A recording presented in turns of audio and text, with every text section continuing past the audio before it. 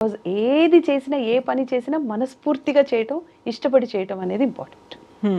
So I like everything. Okay. ఎలా వచ్చారు మరి? ఇప్పుడు నర్తకిగా మీరున్నారు. బోల్డ్ అని పర్ఫార్మెన్సెస్ చేశారు. You have records on your name. మీ పేరుతో రికార్డ్స్ కూడా ఉన్నాయి. భారతదేశాన్ని రిప్రజెంట్ చేశారు. వెరీ యంగ్ ఏజ్‌లోనే వెళ్ళారు ఒక డాన్సర్‌గా. అక్కడి నుంచి ఇటు వచ్చేసారు మీరు అసలు? కరెక్ట్. శాండిల్య గారు అంటే మేబీ గాడ్ ఫాదర్స్ అంటారు చూడండి, అలా ఉంటే ఎవరైనా ఇది అలా కంటిన్యూ అవుతుందేమో.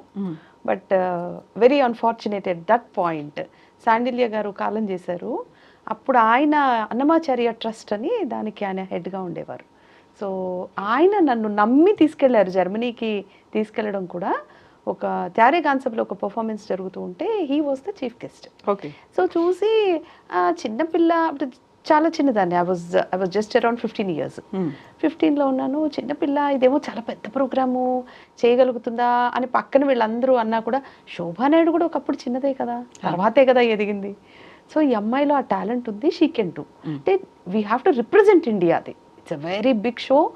17 countries, 17 days, 17 shows and 1 prize. It is a competition.